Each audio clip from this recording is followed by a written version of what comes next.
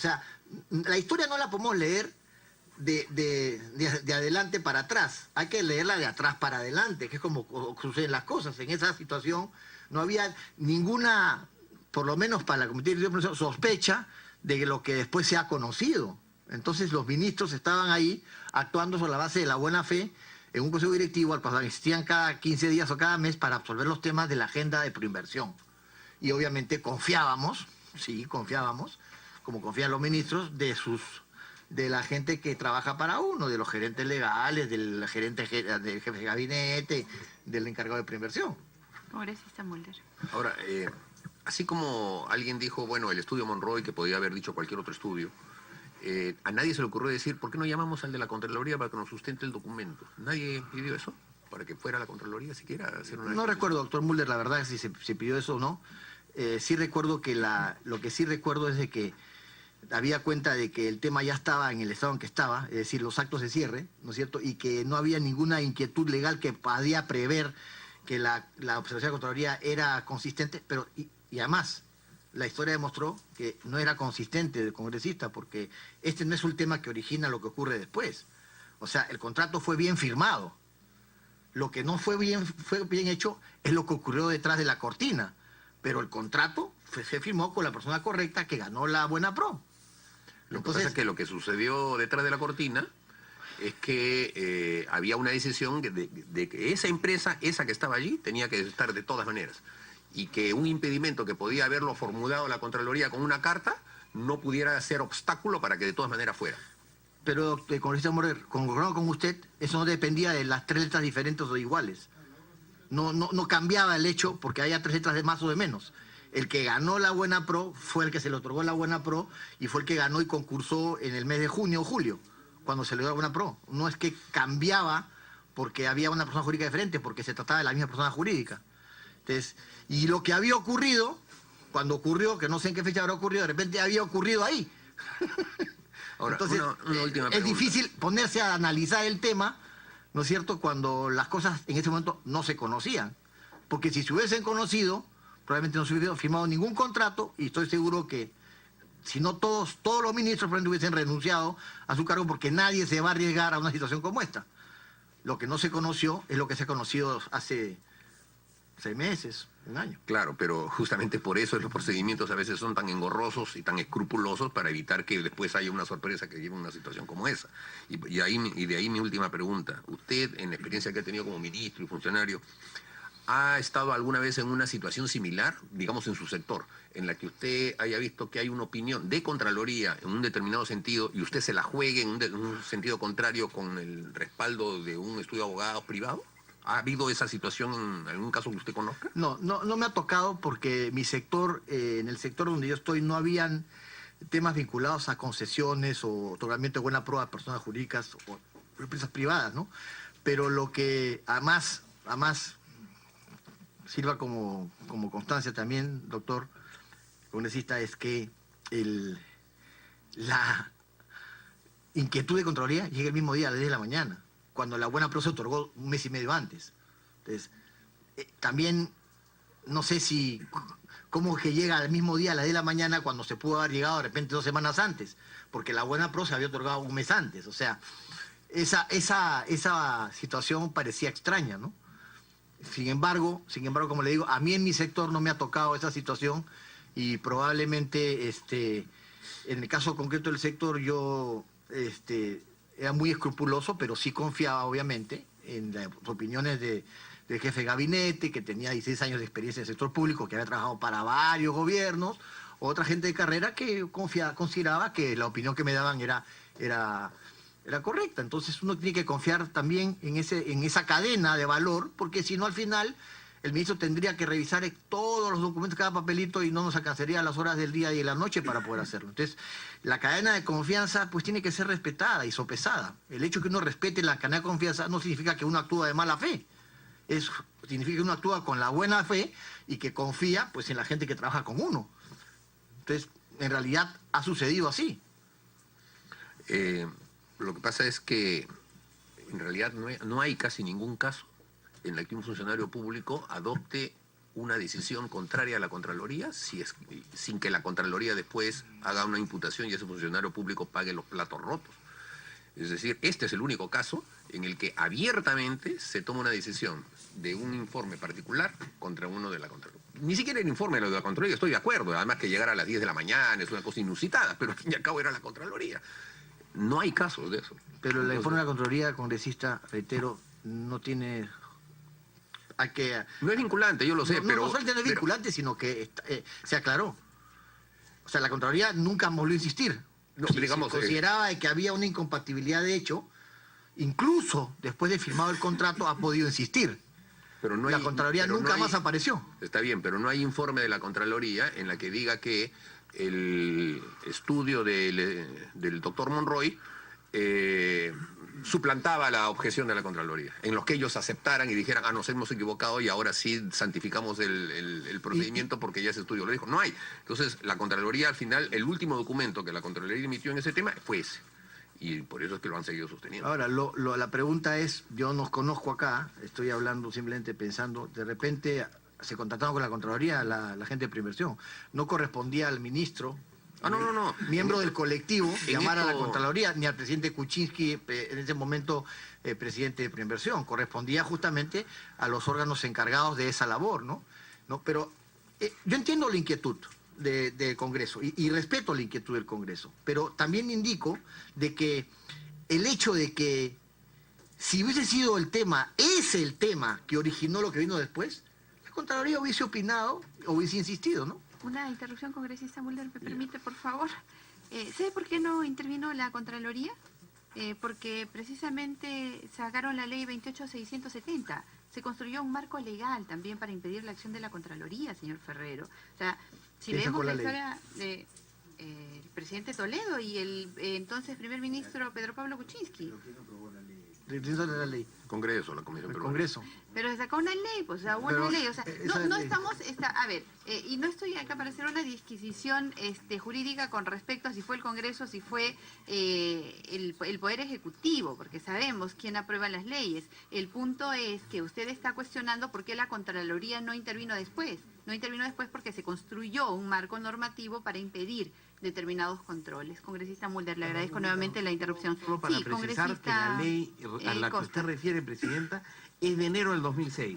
O sea, en todo caso, la Contraloría tuvo desde agosto hasta enero de 2006 para insistir, ¿no es cierto? Porque frente al informe del gerente general y al informe de Monroy, la Contraloría pudo decir, oye, insisto en que ustedes están equivocados, han hecho mal en firmar ese contrato y abre pues, un proceso o denuncia penalmente. Pero nada de eso se hizo. O sea, es verdad que no tuvieron 20 años para hacerlo, pero tuvieron casi 6 meses. Sí, gracias, congresista Costa. Congresista Mulder, nuevamente. Bueno, ese ya será un debate que tendremos a la hora que se redacte el informe, Presidenta. Para terminar, ¿quién fue la persona cuya decisión resolvía todo? ¿Quién fue? ¿El presidente de Preinversión, el presidente de la República, el ministro de Economía? ¿Quién fue la persona que dijo, ya, vamos, después de haber leído el informe de Monroy y haberlo asumido? Es decir, cuando reciben el informe de Monroy, lo leen, ¿quién es la persona que dijo, muy bien, seguimos para adelante? No, yo no recuerdo que haya una persona, ¿no? Lo que es una decisión colectiva, es una discusión al interior del seno, porque es una decisión de, eran 6 o 7 miembros de Preinversión, no es que era solamente ¿Qué eran una quiénes persona. en ese momento? Que yo recuerdo era Clodomiro Sánchez, ¿no? Ministro de Energía y Minas. Sí, Carlos Ferrero creo que también era, David Lemor, bueno, Ortiz, que era el ministro de Transportes, pero Pablo Kuczynski, que era el ministro de Economía y de momento, el que habla. No sé O sea, a nivel ministerial, digamos, fue la toma de decisión. Sí, claro, pero nuevamente, congresista, estas reuniones no son solamente los ministros. Habían también funcionarios, el resto de los funcionarios. 10 funcionarios. Ya, de acuerdo. ¿No? O sea, está el En gerente una mesa. legal, claro, una mesa como esta. Ya. ¿No? Están los ministros y está el personal de apoyo de Preinversión. Cornejo, estaba Percy Velarde, incluso algunas veces hasta Cecilia Blume. O sea, había gente que entraba y salía también dependiendo de los temas, depende del sector que imputara. Estaba Bravo, ¿no? Había un grupo de gente, no eran solo los ministros. Justamente ese grupo de gente es la que otorgaba el apoyo para legitimar las decisiones de los ministros, que como lo he mencionado al comienzo, pues asistían a las sesiones cada 15 días, y cuya labor permanente y diaria no era esa labor. Yo estaba negociando el Tratado de Libre Comercio y andaba de viaje 20 días de 30, y es más, en diciembre del 2005, donde se aprueba el plan, yo no estoy presente en este directorio de preinversión, pero estaba de viaje. Más, estaba de viaje cerrando el tratado en Washington, y ahí veo que estaba Velázquez en esa fecha, ¿no? Además, quiero decirle que yo he asistido también a veces a comisiones de preinversión cuando era viceministro. Me ha tocado ser viceministro de 3 gobiernos consecutivos y de 6 ministros. O sea, yo fui viceministro de Fujimori, ¿no es cierto? Y viceministro de Hurtado Miller, de Luna Victoria y de Gonzalo Romero. Después fui viceministro de Paniagua, viceministro de Emilio Navarro y de Juan Ichausti. Y después fui ministro de Raúl Díaz Canseco, y diría que fui ministro por accidente. Por lo tanto, tengo tiempo en el sector público para saber cómo funcionan estas cosas, y puedo decirle con certeza de que la opinión, uno tiene que, para poder avanzar, tenemos que confiar en la gente que está trabajando con nosotros, como se encuentra los congresistas igual, porque si no, ni modo, no podríamos avanzar, no podríamos movernos. Si empiezo a dudar de cada documento que voy a firmar, lo que va a originar es la parálisis del Estado. Entonces, yo no soy, nunca fui ni de Perú Posible, no soy del entorno del presidente Toledo, nunca fui de su confianza, fui un ministro que asumió una cartera en un momento determinado y que se quedó hasta el final del gobierno. Y por lo tanto mi labor era más bien en ese momento técnica. Tal vez hoy ya me veo un poco más político, porque ya tengo pues 20 años en esta brega, pero cuando yo empecé como viceministro del año 99, yo era un funcionario que conoció el sistema desde adentro, y por lo tanto, en particular, creo que el tema de la interoceánica como concepto era necesario. Lo que ha ocurrido después, la verdad que no era previsible para muchos de nosotros, ¿no? Y que también lo rechazamos, tanto como el Congreso, tanto como la opinión pública, y tanto como la gente que se siente decepcionada y afectada por la situación. Pero quiero reiterar, el que habla no es ni de Perú Posible, nunca lo fue, trabajó para 3 gobiernos consecutivos, totalmente diferentes, desde Alberto Fujimori en el 99 hasta todo el 2005, pasando por Paniagua. Viceministro de 6 ministros de distintos gobiernos. Por lo tanto, tengo la conciencia tranquila, congresista, y se actúa de buena fe en esa situación. Termine, presidente. Gracias, congresista Müller. Congresista Gino Costa. Gracias, presidenta. Yo solo señalar que, como es obvio, yo también trabajé en el gobierno de Toledo. Pero además quiero decir que tengo un vínculo familiar con el invitado hoy día, quien es hijo de un primo hermano mío ya fallecido. Entonces, en aras de la transparencia, quiero que eso quede claro. Yo solo quería, digamos, insistir en alguna de las cosas que ha dicho. En primer lugar, que la decisión, es decir, que la decisión que Odebrecht iba a hacer este proyecto, se tomó 6 semanas, si recuerdo bien, 6 o 7 semanas antes del 4 de agosto, donde estamos discutiendo. Y claro, la comisión se ha concentrado, presidenta, en el 4 de agosto porque se actuó con inusitada rapidez, ¿no? Pero lo ha dicho nuestro invitado y otros invitados también lo han señalado, y yo lo sostengo. Se actúa con rapidez porque, claro, fue sorpresivo que el día en que ya estaba todo listo y se convocaba la reunión final para cerrar el proyecto, apareciera la Contraloría a decir: oye, acá hay un problema. Entonces, digamos, hay razones para esta actuación con esta premura, pero como ha dicho el propio invitado, presidenta, lo que hace Percy Velarde como gerente legal y Juan Monroy como asesor externo es decir: oye, mira, por eso es lo que creo que está diciendo Alfredo Ferrero, que en 9 líneas lo que dice es: no tienen que preocuparse por esto, porque en realidad la Contraloría está hablando de personas jurídicas distintas que las que van a firmar el contrato. Y la ley no dice que no pueden firmar un contrato empresas de un grupo si es que alguna de las empresas del grupo tiene algún juicio con el Estado. Dice que una empresa no puede firmar si es que tiene un juicio con el Estado. Y resulta que ninguna de ellas tenía juicio con el Estado.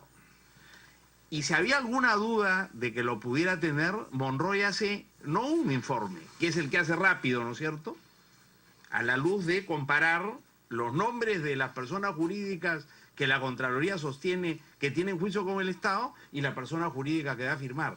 Y lo que dice Monroy, y lo que dice Velarde, y lo pueden decir así de rápido porque es muy sencillo, es que en realidad se trata de personas jurídicas distintas. Posteriormente, Monroy se asegura de que no hay otro juicio, si va entonces al Poder Judicial y emite 3 informes adicionales.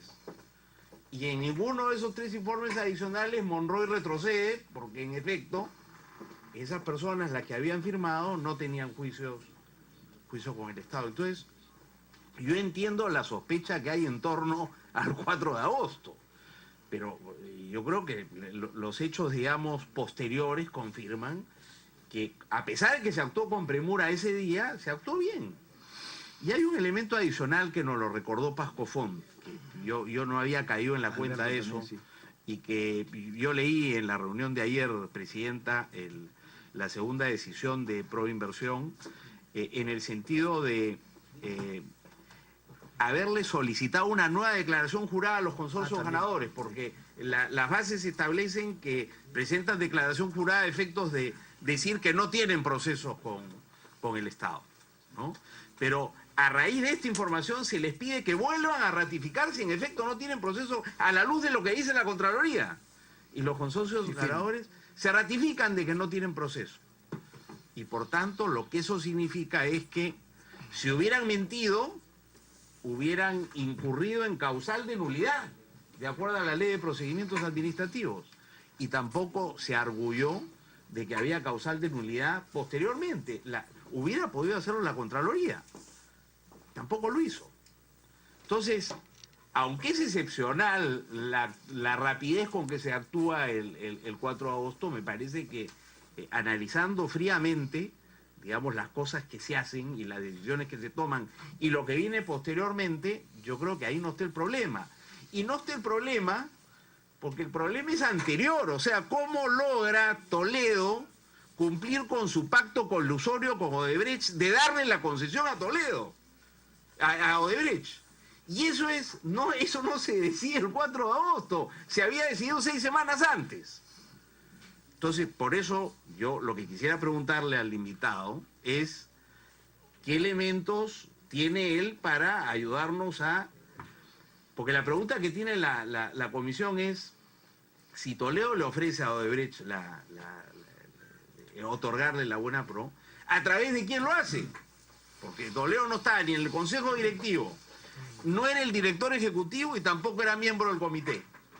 Entonces, ¿con quién se colude?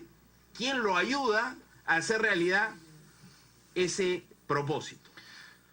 O él cobra gratuitamente los 20 millones porque tuvo la suerte de que salió, digamos, el ganador que él esperaba. Bien improbable. Entonces, esa es la pregunta que tenemos, y yo creo que a lo que hay que mirar es al proceso previo al otorgamiento de la buena pro y al otorgamiento mismo de la concesión para Odebrecht, me parece. Y ahí sería interesante, digamos, conocer que lamentablemente nosotros no tenemos elementos. Ayer Pasco Font, que es parte del comité, ha dicho que se hicieron esfuerzos por ampliar el cronograma, 3 meses, se postergó 3 veces, estaba programado para concluir el proyecto en mayo, concluyó el 5 de agosto, o sea, se extendió un poquito más. No lo suficiente, digamos, pero por lo menos hubo un esfuerzo de flexibilizar el cronograma. Y mencionó algunas otras medidas destinadas a promover la competencia. Entonces, él dice, oye, digamos, de nuestra parte, al contrario, en lugar de reducir la competencia, por lo menos en lo que el comité se refiere, dice él, nosotros tratamos de ampliar la competencia en la medida de las posibilidades, porque había mucha presión del presidente por sacar el proyecto. Pero Pasco Font, que ha trabajado en estos temas desde el año 99, lo que nos dice es que todos los presidentes tienen apuro por sacar los proyectos. Porque claro, lo que tú quieres es, ¿no es cierto?, echar a andar las inversiones que van a generar puestos de trabajo. Entonces, ¿qué nos puede decir sobre eso nuestro invitado? Congresista, yo lamento no poder dar luces, respecto de con quién se coludió Toledo para ese efecto. Lo que sé es las noticias que veo, como todos ustedes, en la prensa, porque en realidad yo creo que el Consejo de Preinversión, ¿no es cierto?, en este caso concreto, desde mi punto de vista y desde mi particular participación, actuó con la debida diligencia. No creo que en ningún momento hemos tratado de saltar un paso, los plazos parecían razonables y más allá del detalle de la inquietud de Contraloría del mismo día, a las 10 de la mañana, todo iba normal. Es más, puede no haber ocurrido, igual ya había ganado Odebrecht. Entonces, y había ganado con una mejor oferta. Y en el concurso, según la información que tengo yo acá, que habría que corroborar, había como 7 postores, ¿no es cierto? No uno. Ahora, también dicen que las empresas almaceneras se ponían de acuerdo antes de ir al concurso y se repartían las obras antes de ir al concurso y que cada uno se asignaba sus obras. Eso no lo sabían los ministros, ¿no es cierto? Y como dijo Mauricio muy bien dicho, probablemente la estrategia era ganar con una suma baja para después ver cómo negociaba adendas para incrementar la cifra, ¿no es cierto? Pero esa es una situación que sería una mera especulación. Lo concreto es que habían varios concursantes, que ganó el concursante que ganó, y que en ese momento su discusión no era discutida. Y solamente quiero agregar, porque de repente les sirva a ustedes, si es que no tienen este documento en las actas de la comisión, presidenta, después de que salió el famoso caso del 4 de agosto, que yo también creo que es un caso importante, pero no sustantivo para determinar qué ocurrió con Toledo, porque Toledo no tuvo nada que ver con Monroy. Monroy creo que vino al Congreso y no tenía la información suficiente. No la tenía, que aquí tengo una carta notarial de Monroy, con fecha 7 de marzo de este año, donde le pide a Preinversión todos sus informes. No tenía ninguno. No había guardado sus informes. O sea, esa es la realidad. Por eso cuando vine al Congreso, y algunos de nosotros venimos al Congreso, o hemos venido mucho al Congreso, y conocemos cuál es la dinámica parlamentaria, y conocemos cómo funciona, sabemos que nos van a preguntar, y yo vengo preparado. Este señor no tenía ni sus informes. 17 de marzo, señores, después de que salió público, y yo aclaré en televisión, en una entrevista, y acá con eso lo citó, pide a Preinversión que le manden los informes que él no tiene. Más aún, el último párrafo dice lo siguiente, y leo textual. El doctor Monroy era un abogado reconocido, por lo menos antes de esto. No sé ahora cómo serán sus clientes, si estarán confiados en los documentos que guarda el doctor Monroy si no tiene las copias de lo que presenta, ¿no? Pero dice así. Finalmente, tal como lo expresé ante la Comisión Lavajato del Congreso, con su digna presidencia, les ratifico a ustedes que el contenido de los informes que presenté a la comisión, ante la comisión, no ha sido cuestionado en ningún extremo. O sea, el 7 de marzo de 2017, 12 años después, vuelve a ratificar que su opinión del 4 de agosto está correcta. Simplemente dejo la observación ahí y está el documento acá. Si quieren sacan la fotocopia, es lo único que tengo. Pero creo que sirve para aclarar un poco que creo que fue una ligereza, discúlpenme la palabra, el tema de Monroy el 4 de agosto, porque por todos lados aparece que el 4 de agosto presentó el informe, que cobró por el informe, y está también en las anales de Preinversión. Y esto ratifica que no tenía el informe y que no se acordaba de los informes que le había hecho a Preinversión, que como bien dijo el doctor Costa, son 4, no 1. Congresista Costa, si me permite una interrupción. Cualquier cita. Señor Ferrero. Sí, doctora, presidenta. Sí, al final, con la secretaria técnica, no? las copias. Yo le doy las copias que necesiten. Sí, gracias. Podemos nuevamente discutir ampliamente sobre el tema del 4 de agosto y la participación del doctor Monroy. Lo que estamos cuestionando es que los ministros, miembros del Consejo Directivo, firmaron un acta afirmando que tenían a la vista el informe. Y eso no es verdad. No se les está pidiendo que hagan o que hubiesen hecho, y usted acaba de decir ante esta comisión que tiene una amplísima experiencia en gestión pública, en cargos de responsabilidad, se les pedía una verificación exhaustiva, una simple verificación documentaria, de si estuvo o no estuvo presente físicamente el informe del cual se afirmaba en el contenido del acta que se tenía a la vista. Esa es parte de la discusión, no el contenido, porque el contenido, y además, por cierto, usted acaba de decir que fue un informe de 9 líneas, muy simple, que solamente contrastaba el nombre del uno y del otro, y que costó más de $10.000, por cierto. No sé cuánto costó, ahí está la factura. Sí. ¿Usted ha traído la factura? Sí, ahí está también la factura, ahora? son varios informes, de hecho, fueron la varias factura. facturas. Entonces, un informe de ese tipo, tan simple, tan simple, tan elemental, de pronto despierta suspicacias también en sus montos, que será finalmente materia de otra discusión. Sí, yo no negocié la tarifa, doctor. De otra discusión, sí, por supuesto que sí, por eso será materia de otra discusión, pero que sin embargo, debido a las afirmaciones que usted está haciendo ante esta comisión, es necesario también poner en los contenidos que nosotros analizaremos de la sesión del día de hoy. Gracias, congresista Costa. Está usted en el uso de la palabra.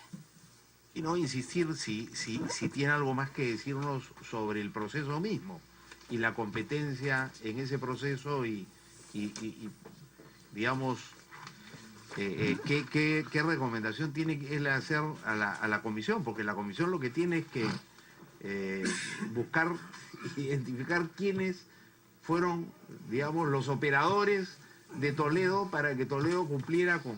Y cumplió en parte, porque en realidad el acuerdo era por 35 millones, pero para darle 15 había que cambiar las bases, me parece, cosa que no logró. Pero digamos, la pregunta es, si no se coludió con nadie, ¿cómo así cobró 20 millones de dólares? ¿Qué cosa sobre eso, qué cosa tiene usted que decir? Yo no puedo hacerle sugerencias a la comisión Lavajato, que conoce el caso más que yo. Yo lo que creo es... Lo que puedo opinar es, en primer lugar, que no sé a qué se comprometió Toledo en realidad, porque de repente la Interoceánica salía sin la plata a Toledo, porque la Interoceánica ya ha dicho era un proyecto de hace 5 años. No sé cuál ha sido el compromiso de Toledo, pero la forma de llegar a Toledo y de sus cómplices, si los hubiera, es seguir la ruta del dinero. Hay que seguir la ruta del dinero, como se está haciendo. Entonces, si yo sigo la ruta del dinero, voy a saber dónde están, quiénes están. Lo que yo quiero, y la importancia para mí en particular es aclarar, y con la certeza, y no está la Biblia para jurar, no solamente que mi declaración es exacta, sino que además no tuve nada que ver en este tema con nadie nunca, y que nunca hablé con Toledo de este tema, ni que nunca participé con Toledo de este tema, y que a mí nunca Toledo me pidió nada tampoco. Claro, por eso digo, tampoco soy del entorno de Toledo. Si ustedes ven el entorno Lavajato, el entorno Lavajato es Toledo, su señora esposa, y el entorno judío de la señora esposa. Entonces, no tienen por qué estar ahí los ministros involucrados y metidos. No estaban en ese entorno tampoco. No quiero defender aquí a ningún ministro, pero podría ser caso que no hay ningún ministro involucrado. No se puede presumir eso de esta participación. Congresista Molina. Lo que pasa es que nosotros tenemos que encontrar la razón por la cual Odebrecht le paga 20 millones a Toledo. Algo tiene que haber hecho Toledo que costara 20 millones y que además se los pagó después, se los ha pagado cuando yo no era presidente. Sí, yo estoy de acuerdo con o sea, ¿qué cosa es lo que costó 20 millones? Si las explicaciones que nos dan todos los que han estado participando en ese y en otros eventos es que no había nada, entonces Odebrecht no tendría tan sonsos de pagar 20 millones por nada. Sí, congresista. ¿No? Yo estoy tan interesado como usted, créame, de que este tema se aclare. Porque mi participación fue como técnico primero para varios gobiernos, elijo y varios ministros, después como ministro, y la verdad que me parece una insanía y una locura, ¿no es cierto?, que un gobierno que medianamente había tenido algunas cosas buenas, termine ensuciando su participación con una situación como esta. Así que yo soy uno de los más interesados en que esto se aclare, porque también creo que es justo que el país aclare el tema.